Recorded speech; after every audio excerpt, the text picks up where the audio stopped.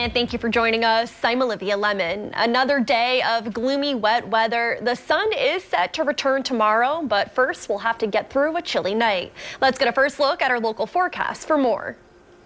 Hey there, good evening to you. I'm meteorologist Pamela Gardner. Well, this evening still very soggy. We have chilly rain falling, a little bit of drizzle, temperatures in the mid-30s, but in the Worcester Hills we could get more of a wintry mix and certainly some wet snowflakes mixing in to some of the rain showers too. The precipitation slowly tapers off once we go through the overnight forecast, and by 9 o'clock starting to dry out just a little bit. Still some lingering areas of drizzle, maybe a couple sprinkles, but watch out for icy patches developing as our temperatures fall to near freezing overnight tonight into tomorrow morning. Good news is, though, we'll see some clear skies to start off your Thursday morning, but the low ultimately 29 in Worcester, 31 in Fitchburg. So yes, black ice will develop, and tomorrow we'll have some mid to upper 40s for highs, but lots of sunshine. Cannot wait for that sunshine. It's been 4 days since we've had it here across the Northeast, and finally the days tomorrow, but then it's short-lived. Friday, more showers move in. I'll show you the timing in your 10-day. One person is dead after a car crash in Uxbridge this afternoon. The Uxbridge Police Department says the one car crash happened around 1 p.m. on River Road. They say the driver hit a tree and a utility pole. The victim is not being identified at this time. The incident is under investigation.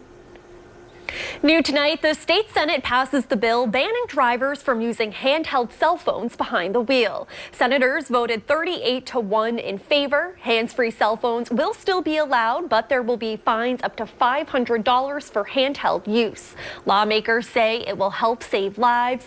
The House approved the bill Tuesday, so it now goes to Governor Charlie Baker for his signature. Massachusetts was the only New England state without a ban on handheld devices while driving. The Senate is also set to vote today on implementing a statewide plastic bag ban. More than 100 communities already have a similar law in effect. The bill would require stores to use paper or reusable bags instead of plastic ones. A 10-cent fee would be required to purchase paper bags in an effort to encourage shoppers to use reusable bags instead. Well, I know where they're trying to go. I don't know if it's actually going to work with all that. I really don't. I go to a grocery store, I'll bring my own bags, but I forget any other store. If I go anywhere else, I never remember to bring them in. Small businesses would be exempt from charging the fees until January 2022. Today marks 1 year for recreational marijuana sales in Massachusetts. There are now more than 30 recreational dispensaries open in the state. One of the first, Cultivate in Leicester, is discussing the positives and negatives they've seen so far. Our Matt Restaino joins us in Leicester now with more. Matt. That's right, Olivia. Cultivate President Sam Barber said today that the first year for business has been very good. The company launched 20 new products, and they get about 600 people per day here in Leicester. However, there are also some difficulties that they've had to face.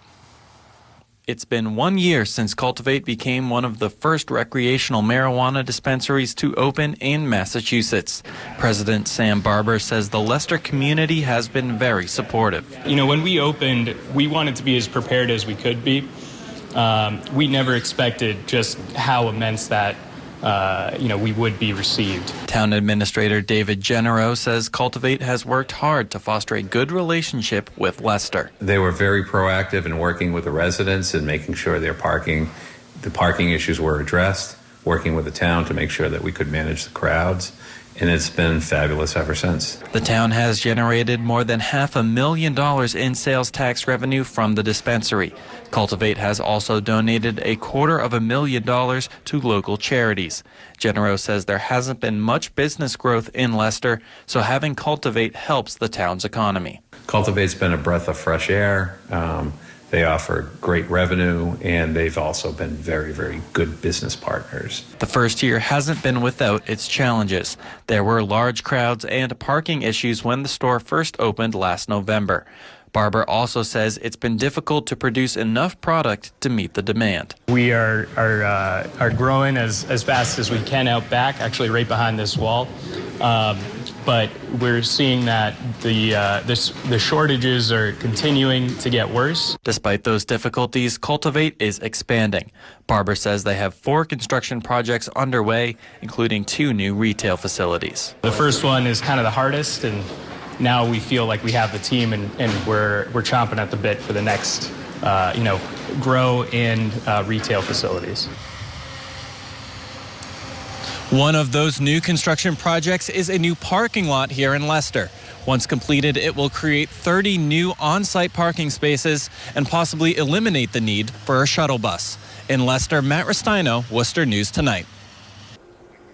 A long vacant former supermarket on Route 20 in Worcester will soon be filled. A state agency is expected to be opening there soon, part of a couple big real estate moves in the city. Our Chandler Walsh joins us now with more. Chandler. Olivia, 2 state agencies are moving to new Worcester locations. Renovations are being done inside the former Big Y building for one. Another is moving behind Rotman's Furniture.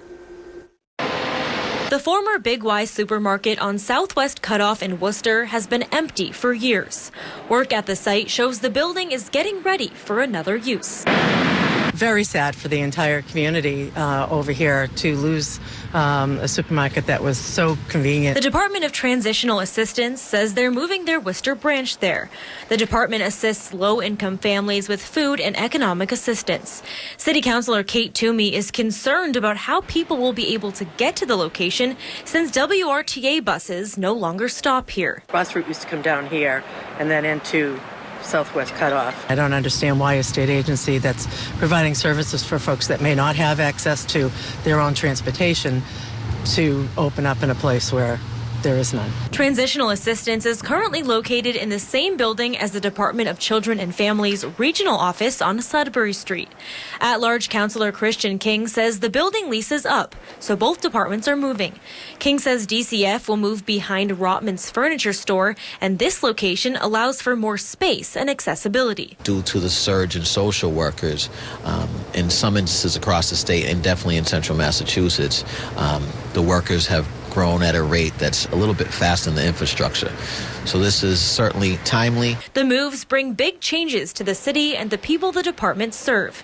Councilor Toomey says she's been trying to find a good use for the Big Y building and is happy it will be filled, but worries the location isn't central enough. It's going to take, a good half an hour or more for someone to get from Union Station to South Plaza, and then they'd have to walk down. Councilor Toomey says City Council has no pull or say on these moves. Both State Representative Mary Keefe and State Senator Michael Moore also expressed concern with the DTA moving to the former Big Y building. Chandler Walsh, Worcester News Tonight.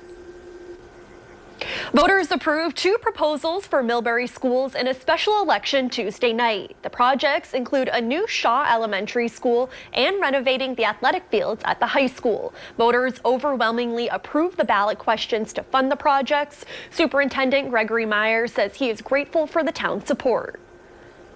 I'm just continually amazed at the ongoing support that this community gives to its schools. I mean, these 2 projects are just 2 of many examples where the town votes overwhelmingly to support what we need to do for the best interest of our kids, and I could not be more grateful. The new Shaw School is expected to cost nearly $61 million, and the athletic field renovation will cost about $5 million. A popular Christmas tree business in Worcester's Kelly Square is relocating to West Brookfield. The owner says the recent changes in the intersection actually inspired him to make the move. Our Valerie Bell spoke to him about his passion for growing his tree business. You'll no longer see Al's Christmas trees at Kelly Square. Al and his wife wanted to fulfill their longtime dream by growing their business and growing their own trees. Fresh, beautiful, and fragrant. Those are the 3 words Al Day uses to describe his Christmas trees. They're so tiny right now. He's sold his trees in Worcester for 5 years now, but the construction and growth of businesses around Kelly Square led him to make a big move. Seeing all that stuff kind of come to life, it made us kind of inspired to grow our operation into what we hoped it could be. You'll see 1,000 soon-to-be Christmas trees here in West Brookfield.